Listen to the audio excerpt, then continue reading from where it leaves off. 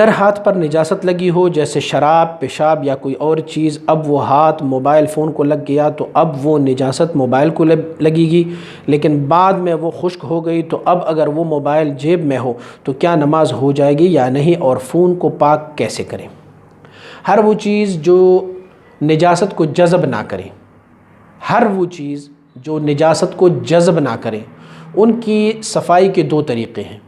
یا تو اسے رگڑا جائے کسی کپڑے وغیرہ سے تو وہ صاف ہو جاتا ہے، یا پھر اسے دھوپ میں رکھنے سے سکھائی جائے۔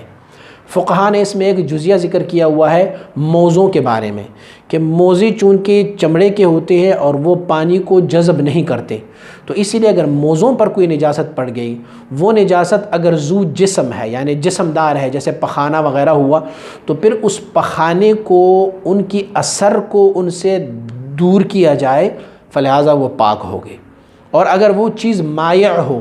تو مائع چیز اگر اس میں سے جذب نہیں ہوا تو پھر آپ ایک کپڑا جو گیلا کپڑا ہو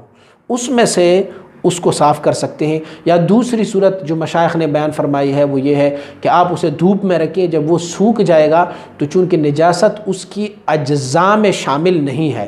تو اوپر ہی اوپر ہے، فلہذا وہ دھوپ کی سوکھنے کی وجہ سے یا جب وہ سوکھ جاتا ہے نجاست تو وہ خود بخود پاک ہو جاتا ہے، لیکن شرط یہ ہے کہ اس نجاست کی اثر کو وہاں سے ہٹائی جائے۔ اب موبائل ہے، چونکہ موبائل ایک ٹھوس چیز ہے اور یہ پانی کو جذب نہیں کر رہا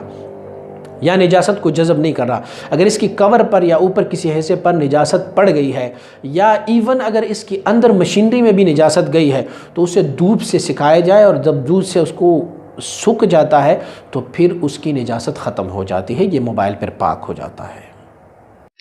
سلسلہ لیے سیفیہ کی نعتیں، منقبتیں و بیانات و دیگر معلومات سے آگاہ رہنے کے لیے ہمارے YouTube چینل کو سبسکرائب کریں اور اس ویڈیو کو لائک کریں اور کمنٹ ضرور کریں۔